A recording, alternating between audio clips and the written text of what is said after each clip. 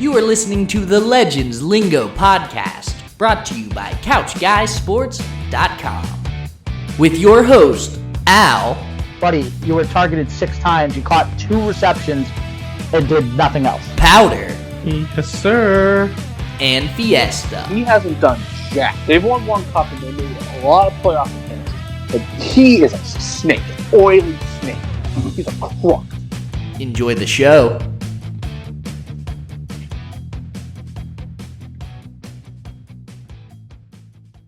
What's up, everybody, and welcome back to the Legends Lingo podcast, episode 105, presented by none other than Couch Guy Sports.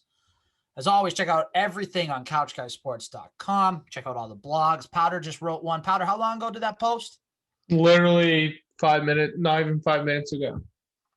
So we're recording at 7:30 p.m. on Tuesday, January 26th. So at 7:25 p.m., Powder put out an article about the MLB Hall of Fame election, which we're going to get into in a little bit.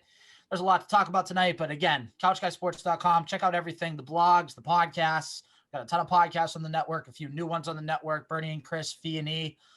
We got a ton on there, so please go check out everything. The YouTube page, obviously the Twitch channel, and everything else in between. We're making this thing grow, so please jump on with us while you can. I'm your host, Alan Nahigian, tonight, and as always, I'm joined by my 2 great co-hosts, Tom Powder Cadmus and Tom Save Them Facette. You might know him as Fiesta. Boys, what up? I'm disappointed that no one got into the Hall of Fame this year. I know you said we'll get into it in a little while, but read my article about how I felt. So there's the teaser. Nobody got in. We're going to talk about that. Fee, what's up, man? What's up? We're just chilling, having a good time. I feel that. And all of that fun stuff. So we are going to get into a lot tonight, pretty much across all 4 major sports, because something's going on. Even the Red Sox are making moves. Like, it's just crazy. Yeah, finally is right. Oh, Powder's a little chippy today. I like it. It's the baseball. Once baseball comes around and stuff's going on, Powder gets fiery. It's fiery Fee, but it's also fiery Powder. So. No, I just like the chirpiness. It's like finally, it's like whoa, I like this. It's like I felt that bark. I felt that bark, Powder. Before we get into all the bark that's going on with Powder, let's get into some roll call action. Unfortunate news: Hank Aaron, yes, that Hank Aaron, the real home run king, passed away at the age of 86. So RIP to one of the greatest players to ever play in MLB history. Speaking of the MLB, just like Powder talked about, and just like his article indicates, nobody was elected to the MLB Hall of Fame this year. Curt Schilling led the vote with 71.1% of votes, which left him 16 votes shy of getting inducted into the Hall of Fame. Barry Bonds and Roger Clemens both had over 70%. And the last year for all 3 to be on the ballot is next year. But there's also a report that Curt Schilling might not even want to be on the ballot. Yeah. Apparently he wants to just be like, yeah, just I don't even want to bother with it. So thanks anyway. Yeah, he wrote a letter. Yeah. So there you have it. Getting into some NFL news, per Adam Schefter, the NFL has announced that Super Bowl 55 will be in Tampa Bay and will host 22,000 fans. 7,500 of them will be vaccinated healthcare workers that'll have free tickets given to them for the game. I think that's a great gesture with everything going on with COVID. And it's going to be good for Tampa Bay fans, which we'll talk about later on as well. More sad news in the NFL. Former Packers GM Ted Thompson passed away at the age of 68, according to Coach Matt LaFleur. Thompson played 10 seasons in the NFL and led the Packers to a win in Super Bowl 45 as a GM. The Pittsburgh Steelers have a new backup quarterback, as the Steelers and quarterback Dwayne Haskins have reached an agreement on a 1-year contract. The Philadelphia Eagles, their new head coach, no, it is not Josh McDaniels. It is Colts OC, Nick Sirianni. And then finally, in the NBA, the Houston Rockets are acquiring Cleveland's Kevin Porter Jr. for a future protected 2nd-round pick. Kevin Porter Jr. was reported to have been throwing food inside of the locker room because of a locker room issue of his locker being moved. So goodbye, you gone. So that's it for the roll call. There's a ton that we can talk about. We'll start with the Bruins. The Bruins are scoring even strength goals now. They're winning games. They're beating the Flyers like 6-1. The Bees' mojo might be back. David Pastrnak might be back on Saturday. There's a lot going on in the land of our boys in black and gold. Fee, our hockey guy, our guy, Give us a little lowdown.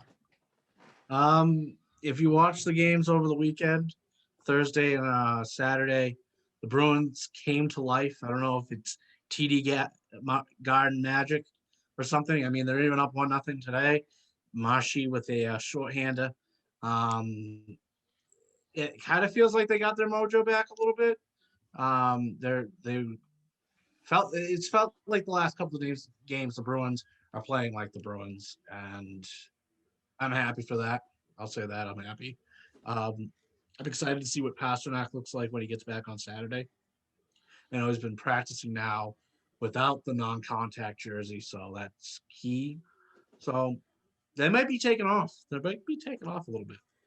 So I'm excited. I'm excited too because this Bruins team, I mean, we saw it 2 years ago at the Stanley Cup final run. Last year, obviously, COVID hit. So they were one of the best teams in the NHL before COVID hit. And obviously, the round loss to the Lightning was disappointing. So coming into this year, people are questioning, is the core done? Is the title run over? Like, this hockey team is still good, especially if you add David Pastrnak back into that lineup, especially on that first line. Like, you're going to be off and rolling.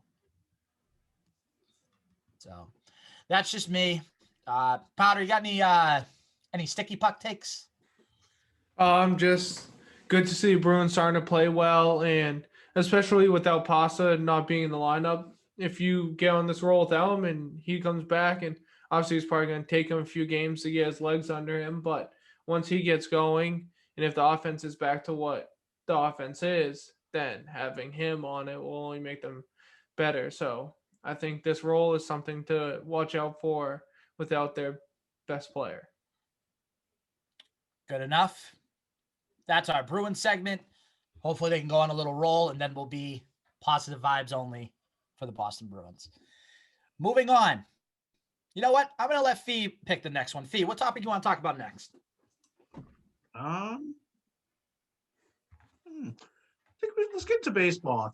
I think Powder's itching right now. Get into baseball. All right. So the Boston Red Sox, guys, you know what I didn't know? I didn't know it was okay for Chaim Bloom to actually make moves for this Red Sox team. I thought that was just a myth. I thought that was something. He got John Henry's checkbook. Yeah. Well, I thought that was just all fairy tale land. I thought that was a rumor. I thought it was like, oh, here's the rumor. Chaim Bloom can actually use John Henry's money to go get players or source. Chris Cotillo being one of the sources. But the Red Sox are actually making moves. It's amazing. Couple signings that noteworthy. Red Sox signed utility guy Kike Hernandez, 2 years, $14 million. They also signed a pitcher in Garrett Richards for a 1 year, $10 million contract. Not only that, not only two signings, guys, but a trade. And not only that, a trade within your own division. And not only within your own division, you're talking with the New York Yankees. So the New York Yankees decided to give up veteran pitcher Adam Ottavino to the Red Sox. And the Red Sox also got a good prospect pitcher, Frank German, I don't know how you say that, for cash and a player to be named later. And this German kid apparently throws 98 with a nasty slider. That's the report according to Legends Lingo two-time guest Jared Carabas. So they're getting a pretty good prospect. So real quick, just my thoughts on the signings and the trade. Kike Hernandez can fill a lot of holes for you. Very good with that. Great clubhouse guy. He's had videos on Instagram going through the Dodgers clubhouse after home runs, everything. Guy's electric. Very glad to have him here. He fills the second base need that you obviously need. Garrett Richards. I think ordinarily I'd be okay with the signing because obviously it's a pitcher. If it wasn't after, Kluber signed with the Yankees, just because, and we talked about this on the Couch Guy Sports podcast, like we all would have loved Kluber to be in Boston, but he's a Yankee now. So that's where I'm just like, okay, whatever. And the Ottavino trade, this is a win for the Red Sox. Like, it's a win-win for both sides because for the Yankees, it's considered a salary dump because guess what? Newsflash, people, anybody can get under the luxury tax. It's not just the Red Sox. The Yankees are trying to do it too. I know, shocking to think about, especially for the team with arguably the biggest payroll in the MLB. If Ottavino works out here and the Red Sox are winning, there's a late inning bullpen arm for you, even though he is 34, 35 getting up there. But if he's doing well and the Red Sox are bad, then you could just flip him for more prospects. So you already got a prospect in this deal. You can probably get another prospect or two in a trade, and you're building back up that farm system that the three of us can agree. Dave Dombrowski, I don't want to say depleted, but got rid of a lot of prospects. Yeah. So nice to see how I'm doing moves, and he says he's not done yet. So I'm interested to see what else is in store. Marwin Gonzalez is a name that's been thrown out there. Obviously, it was with Alex Cora and those cheating Astros in 2017. I believe Marcelo Ozuna is another name they're looking at. I don't think they're going to get Ozuna, but it's a fun name to sort of throw out there. Yeah. So I'm done with my Red Sox takes. I want to hear what you guys think about it. Let's go to Powder because he's itching to get his baseball takes out, and then we'll go to Fee. So I definitely, like you said, like the Kike Hernandez. He's a guy who can play anywhere, and I think you give him a spot either at second base or somewhere, and you give him the chance to be everyday player, and he gets 600 plate appearances. He's going to be a very solid player. He's probably going to be a 280 hitter, pop you a few home runs, probably in the around 20 mark, and he's just, like you said, Al, a great clubhouse guy, and he's someone Verdugo's very familiar with, and Verdugo's so excited to have him back. So and he's coming off winning a ring and being a huge contributor for the Dodgers. So you have that experience along with the other guys on the Red Sox who won in 18. So it just helps the Red Sox. And then Garrett Richards, he has some very good stuff when he's healthy. He's coming off Tommy John. And so hopefully he can bounce back and become what he was or what he was looking to be. And then, like you said, I love the Ottavino trade. He's on one of the best sliders in all of baseball, has a funky release. And 2020 was not a good year for him, but I just think, like most players, you can just say 2020 was just a lost season. So You're the COVID. Yep. If you look at some of his past seasons, he was a guy at sub-3 ERA, very high strikeout numbers. So guy that the Red Sox can really use in their bullpen because the Red Sox bullpen is not very good. That slider is filthy. Oh, yeah. That thing is a frisbee. Yep. It's unreal. Go ahead, Fee. I think that all the moves have been very good. They're not splash. I mean, the Ottavino one, that's a name. I think a lot of people are like, oh. I think everybody was a little like, oh, that's a little shocking.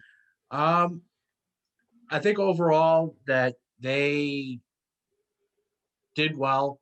I do like the Kike Hernandez signing. I like all the moves. I do like the Ottavino move, like you said, Al, just something that you're a contender if you are a contender and you have a guy that's late inning. Also, if you look at some of the analytical stuff, he was just very unlucky last year. The reason why he had such a huge ERA is that one outing in Buffalo where the Yankees just left him out to dry and he gave up 6 runs. If you take that out, he had like a 2.90 ERA or around that. So he's still very good. So I mean, it's a win-win. I mean, you get what you want. I don't think they're done yet. I think that there's a couple of more shoes to drop. I know Chaim Bloom said that. I mean, you said Marwin Gonzalez. There's a rumor that if Pedroia does retire, you get that money, so they might be able to sign more guys. So if the Pedroia news drops in the next couple of days, more moves might happen. So a lot of moves could be happened. A lot of moves can happen because, I mean, it's the Red Sox. It's what we're trying to do. They're trying to get back in contention. So if you can just make a few more moves, they don't have to be big moves, but just a few more small signings, keep addressing the bullpen. I mean, I'm not saying this team can, be contenders, but it makes things a little interesting. By the way, we're just going to loop this in because it fits perfectly. Former Red Sox pitcher Curt Schilling didn't get into the Hall of Fame. 71.1% of the votes, like we said, in the roll call, 16 votes shy of the necessary 75%. Guys, they got to let him in they got to let him in. I mean, now he's saying he doesn't even want to be on the ballot as last year. Like, this was the year to do it. And the fact that these writers are, and I mean, it has to be, because of his stance with like political views and whatnot. Like, we know Schilling has said some really off the wall stuff, but like the numbers alone should be enough. I mean, how many World Series has the guy won? 3 that we at least know of. 3. Yeah, 1 with the Diamondbacks and 2 with the Red Sox. Yep. And a World Series co-MVP. Right, with the with John. Right, with Randy Johnson in 01. Yeah. So I think Powder, correct me if I'm wrong, but is he a 300? He's not a 300 game winner, right? Yes, he is. I'm 99% sure he is. So Chilling? Yeah. yeah, Oh. chilling. No. No, he's 216. Oh yeah, 216? yeah. Okay. I was gonna say that didn't sound right, him being a 300 game winner, but he's a the numbers are 3,000 good. strikeout guy. I know that. Okay, 3,000 strikeouts, 216 wins. Like, this guy deserves to be in the Hall of Fame. There's no doubt about it. So that's just me. I mean, I feel bad for Schilling. He should be in there. So I know, Powder, you wrote a whole article on it. So I'm going to save you for last for this one. Fee, I want your thoughts, and then Powder will go to you. Personally, I don't like Kurt Schilling. I think he's a DB, and I know that whatever you lead politically, that his actions and how he's treated people since he's retired does have an effect, and how your image does. If we were talking talent, he will get in, but I think the writers have sent the message. He will get in with the Veterans Committee at some point, but especially his comments the last couple of months, I think it was a bad look, and I know a lot of writers have said that. That's just my opinion. I don't like the guy anyway. I appreciate what he did in 04, but he's an asshat. Yeah, and I don't like him. So that's just my thoughts. I mean, yes, the resume's there. Yes, the Veteran Committee, but there's more than enough. I mean, you're a representative of the game of baseball, and people know who you are. Post player or not, you're an ambassador. And at the end of the day, he hasn't done that very well, in my opinion. Okay. Totally fair. I'm sure a lot of people think the same way as you, so I will give you that. No, it's a tough call because I think he's going to get in, and the resume speaks for itself. But if you want people in the Hall of Fame, I mean, don't get me wrong, the MLB Hall of Fame has some very horrible people in. I mean, Ty Cobb was a very horrible person. Yep. Yeah, so I mean, if you're gonna keep the standard there that you're only focusing on the field, you should be in. But if you're gonna do character, then yeah, it's one of those things that you just like look at. It's like you don't blame them, but given the past of how letting people in, they've let a lot of horrible people in. That's just me. Powder? I have to agree with Fee. I think it's the Veterans Committee down the road will let him in just because I have his baseball reference page up, and being 11-2 in 12 series in the postseason, like that's with a 2.23 ERA, that's in 133 innings. That's obviously legit. But lights out. Yeah. That's lights out. So, but his actions speak very loud, and so I get why he has not been let in. And like Fee said, it's how you act, not just on the field, but off the field, not just as a player, but afterwards. So I think holding him out, it's definitely taught a lot of players lessons to look at where, like, how they act and everything, and not to spout everything out and make a fool of themselves. So hopefully the Veterans Committee does the right thing and elects him in, but he has to wait for a lot longer to get in. I'll also say this, like, you have guys that, because next year's ballot, you have Ortiz and A-Rod, and you're going to have Clemens and Bonds. Have we really heard from Clemens and Bonds since they've retired? No. Like, we've only heard a little bit when they've talked. They've been kind of out of the spotlight. They've kind of protected their image a little bit. I mean, A-Rod, whether you like him or not, he has turned his public image around completely. Oh, yeah. And I love Media A-Rod. Media A-Rod is awesome. Yeah, so literally, because the next class you have Ortiz and A-Rod.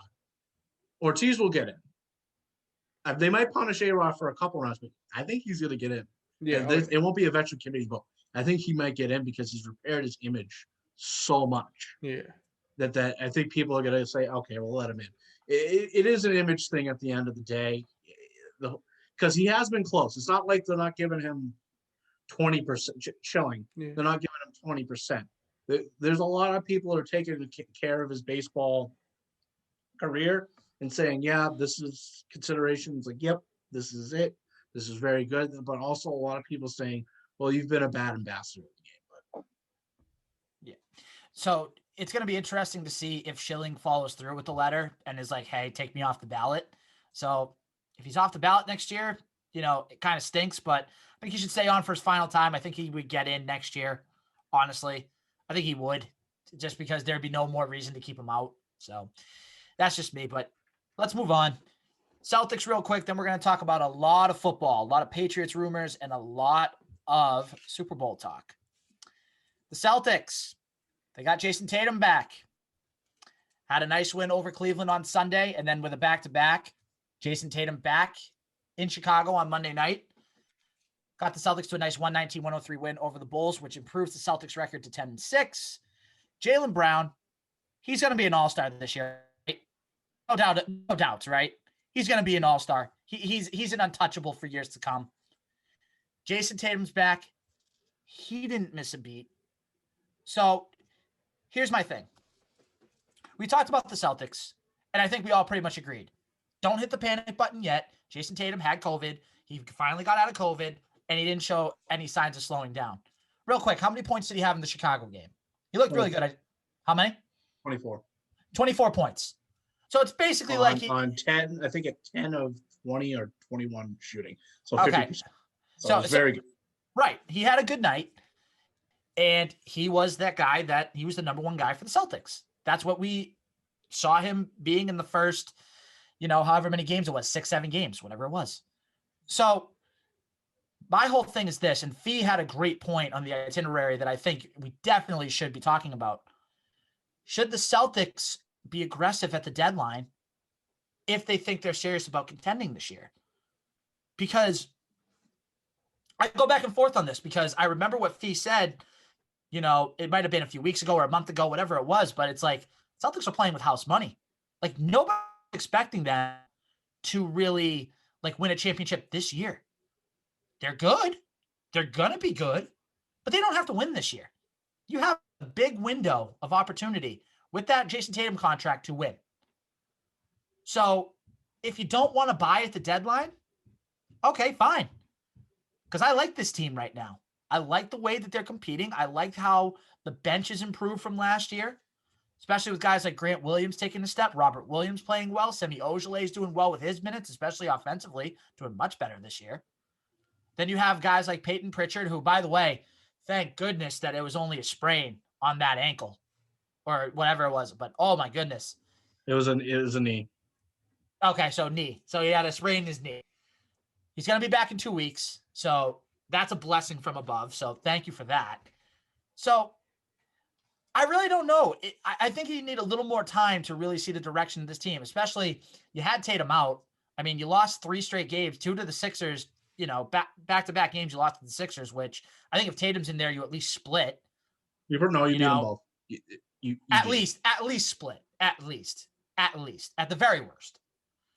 And yes, they probably would beat them both. I agree. They would, but just for... But a split at least. No, I agree with you. Right. So, again, I need to give it a little bit more time. Maybe give it another 10 to 12 games, see where you're really at. You're 10-6 right now. If you go 7-3, 8-2 in your next 10 games, get that record up to we'll do 8-2. So if they're 18-8 and they're really making a run at the 1 seed in the East, then yes, you absolutely buy. But if you're sort of middle of the pack, you're a 4 seed, maybe even a 3 seed, then it's do you really want to waste it all for 1 year? You do have that trade exception still from the deal that you have to use. So I don't know. I'm torn. I am genuinely torn down the middle. So somebody, one of you two, convince me one way or the other. So I mean, we haven't seen what a Kemba, Jaylen Brown, Tatum lineup would be. I mean, this version, especially with the way Jaylen Brown's playing. So I do agree with you. They need a sample. I would say 12 to 15 games. I think the same amount of games that you've played around that. See where you are. But if it's kind of what you have been playing, especially not the 3-game leadership, but before Tatum got COVID in the last couple of games, if you're having efficiency, getting good shots, and guys playing well out of their mind. I mean, we haven't even talked about Daniel Tice. He's played very well the last few weeks. And he's actually getting a few calls here and there. How about that for giggles, huh? Yeah. So, I mean, I think that they're starting to call stuff on. I think the call curse is now going to Grant Williams a little bit because he's getting because literally I remember one of the games of the Sixers, he got like 5 quick fouls against Embiid. He kind of felt bad for the guy. I was just like, damn. But if it kind of looks good and they have rhythm, because they are going to play San Antonio Wednesday. They have a big matchup against the Lakers on Saturday, and then they're going out west. So we're going to know I won't say quickly, but we're going to have a sample size of what this team's going to look like. And I have a name for you. Because the Pelicans are listening to people. JJ Redick. Yeah. Shooter off the bench. Love that. Shooter, especially a veteran shooter like that. I know a lot of people say, oh, you need a wing, everything. You do.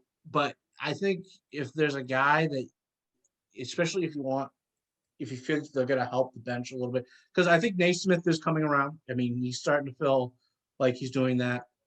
But I think you might want another guard, because even without Pritchard, your guard depth doesn't look too well. There's a lot of concerns that are underlined, but I mean, that's one name. I mean, they also listen to Alonzo Ball. That's another interesting name if you're looking more of a long-term look past post-Kemba, and potentially if you want to make Smart more expendable at some point. But if you're talking about for this year, definitely Redick would be a name. I think that would be. And also look at the Kings. I said I would mention this at the end of the month. Also look at Harrison Barnes. I know that some people are going to say these are expensive, especially Harrison Barnes, but I think if you really want to go in on this team, because the roster isn't locked for not only this year, but for next year for a lot of these guys, if you kind of want to go in for the next 2 years with the Kemba and the Jays and everybody, this might be the move to do, but we'll see. I think that we're going to know a lot in the next couple of weeks. Powder? Yeah, just like both of you said, just kind of picking back off you. Yeah, if the Celtics keep rolling like they have been when their line's as healthy as it can be, then yeah, be aggressive, go out and get someone. I like the JJ Redick, just having someone who can come off the bench and shoot threes and be that leader. But yeah, so hopefully the Celtics can keep rolling and Tatum and Brown keep looking like the all-stars and MVP candidates that I think they truly can be. I'm excited to see the next 10 to 15 games, like Fee and I were saying, and Powder, just like you said. You know, it's going to be a telltale sign of where this team's going to go this year. You know, would I bring in a guy like JJ Redick if you could do it? Absolutely. Bring another shooter in. Another guy off the bench, veteran guy that's proven that he can shoot from the outside. 38% from 3 in the playoffs, his career. There you go. If you want somebody like that, you need a guy, especially if they're going to play those 2-3 zones. Like last year, you had to need a veteran shooter that can break that up a little bit.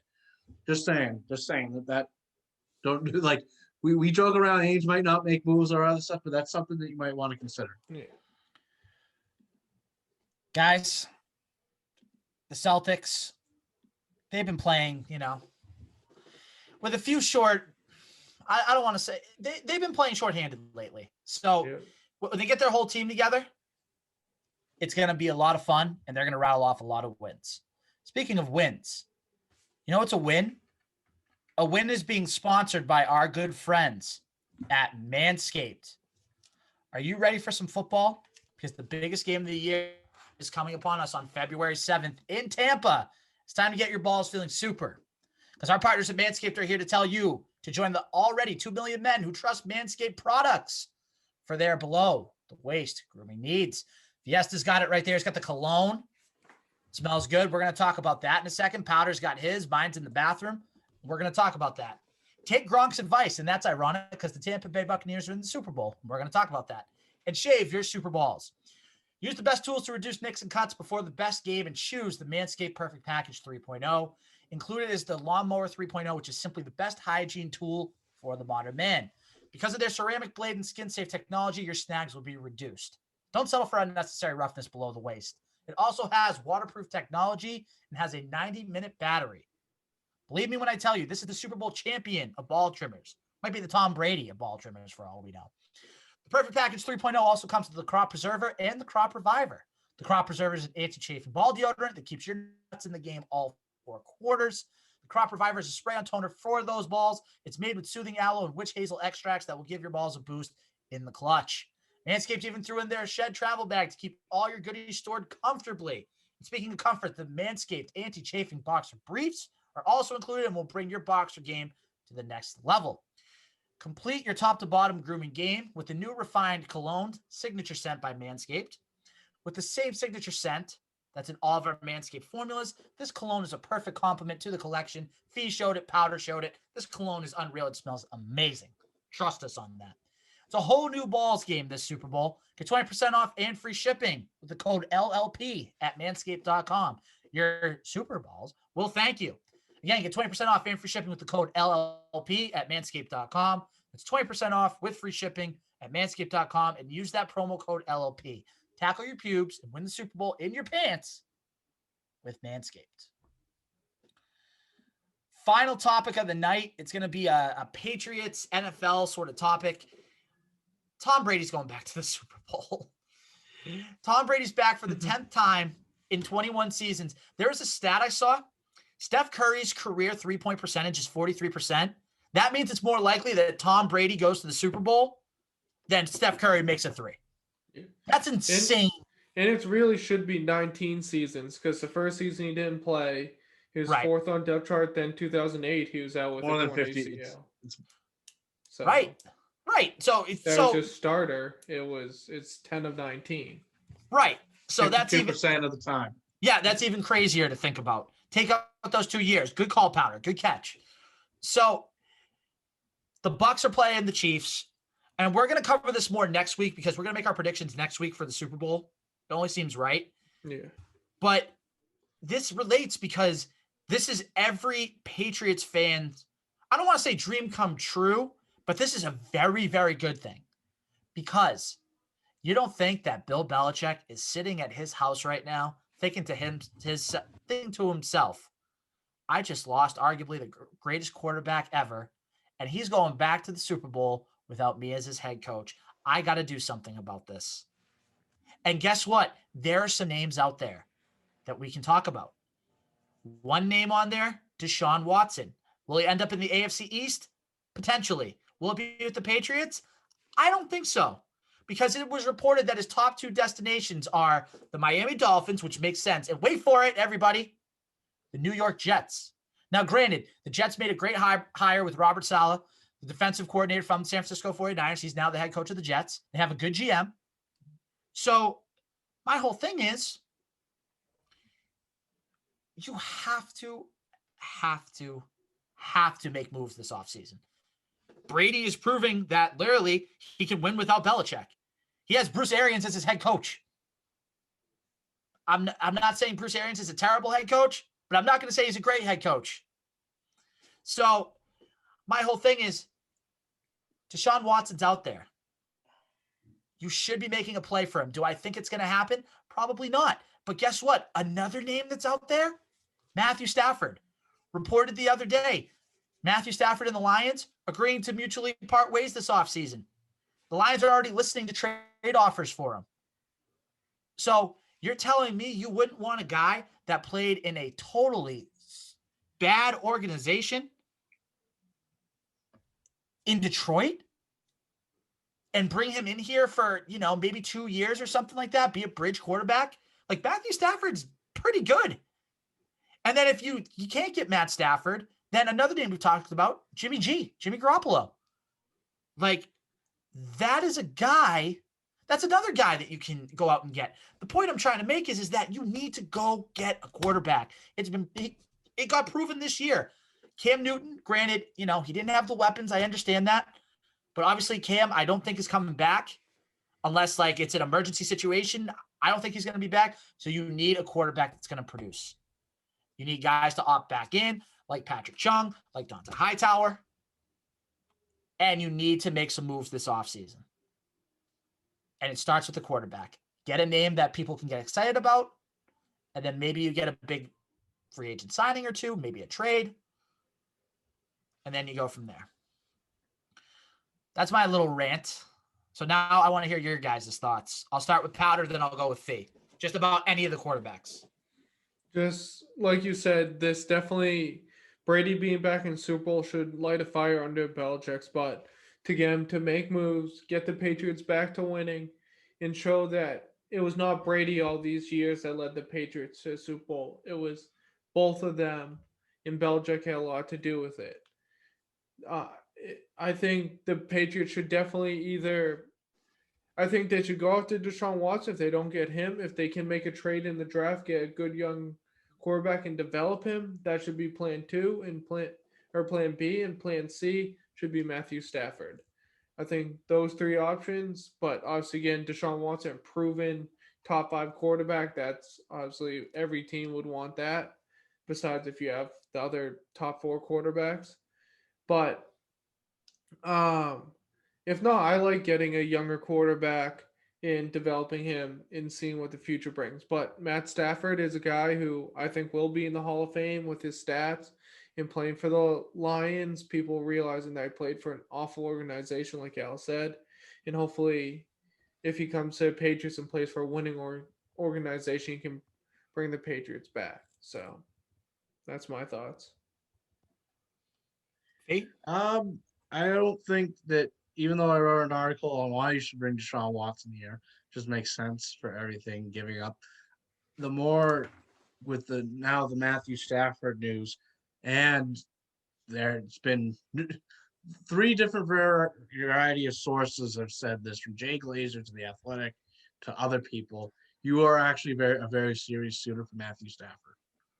You are a very serious suitor. They're asking for a first. It seems like it's you or the Colts.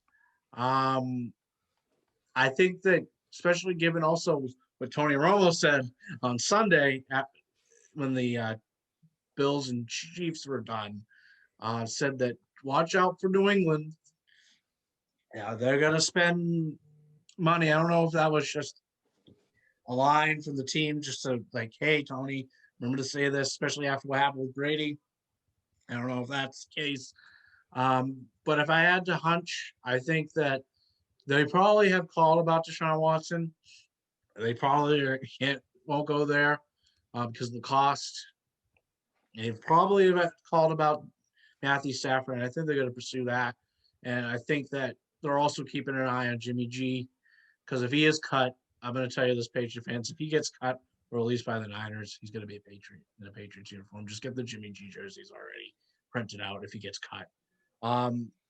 If they do trade for Stafford, I think that they'll probably load up more on value guys for offense, because Stafford, I think, would be a better quarterback compared to Jimmy G.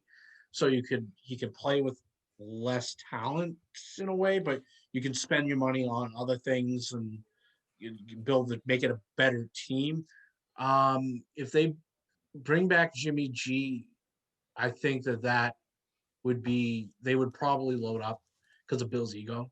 And that's how I feel. That's my observation. There's like, I want to win with Jimmy G and all this other stuff.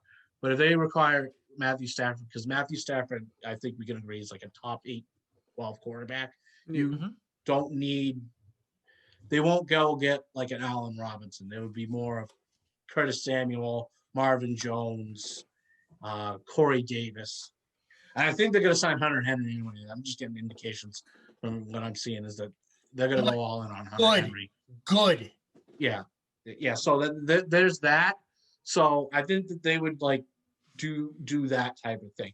But if they say they sign Jimmy G, especially on a team-friendly contract, especially if he gets released, they actually might load up all the way. But I have another name I'm going to throw out, and I tested you guys this last week. Keep an eye on the Eagles a little bit with Jalen Hurts, because they just hired a pro-wins quarterback, and I don't think the Philadelphia Eagles want to repeat another quarterback controversy situation with him and Foles, now with Jalen Hurts and Wentz. So keep an eye on Jalen Hurts. I know a lot of people say it's Wentz. I think they got to keep Wentz, and I think they might. Jalen Hurts might be a name to watch out for. But if I had to be a person, I think it's gonna. If I had to pick an answer, it's gonna be either Jimmy G or Matthew Stafford. And at that point, I'm like, okay. Yeah. There's going to be a lot to this offseason. I mean, it's going to be fun. One other little side note with the Patriots. Matt Patricia is back in the Patriots organization. He's not going to be a coach, according to sources. He's going to be working with personnel. He's going to be doing jobs inside the organization. A lot of people have been speculating that they think Patricia will go back to being the DC, defensive coordinator. I mean, who knows? I mean, I would want to see like Gerard Mayo, continue to rise, and be that prominent figure, for defensive coaches. So if Matty P is not Matt Burnett, shout out Matty Burnett, but Matty Patricia is not on the field and he's just in a, administrative role, if you want to say that, or just like a personnel role, whatever it is, fine, whatever. I don't think it's really that big of a deal. But if it keeps you from getting Matt Stafford because of the relationship in Detroit, when Patricia was the head coach in Detroit for 3+ seasons, then it's a problem because you need a quarterback. That's what it comes down to. You need a quarterback to win in this league. It's been proven. Cam Newton, thanks for giving it your all in 2020, but you know what? Patriots are going in a different direction. So I don't know. It's going to be an interesting next couple of months. We got one more football game to end this 2020 season. Bucks, Chiefs, Super Bowl, Sunday, February 7th. We're going to make our picks next week. Other than that, any final thoughts, guys, on anything we talked about? I do have an update. According to one of our former guests, Chris Cotillo, Red Sox and Mitch Moreland are in deeper talks about a reunion. Bring back Mitchie Two Bags. Bring him back. Bring back 2 bags, opposite field doubles. We love that. And a Gold Glove first baseman. So, yeah. Powder, any final thoughts before we head out? Just get the old writers out of the Baseball Hall of Fame committee and get younger writers have more part of the time. There are 14 blank ballots this year, and there's no way there. I think there were at least 5 or 6 people that were deserving of a vote. I don't care how you leave the ballot blank. Okay. That's going to be it for this week. Episode 105. Done. As always, check out everything, couchguysports.com. Check out the podcast, the blog, and everything else. Rate, subscribe to the Legends Lingo podcast on iTunes, on Spotify, on SoundCloud. Check us out on the YouTube page. We put our episodes now up on the Couch Guy Sports YouTube page. So please go check that out. Be on the lookout for a big announcement coming up in the next few weeks. There's going to be some changes, and we will make that announcement very, very soon. If nothing else, for episode 105, got Powder, got Fiesta, got myself, Al. Thank you for listening to episode 105. Manscaped, 20% off and free shipping, promo code LLP. Thanks for listening. Thanks for watching. We'll see you next week for episode 106. Yes, sir.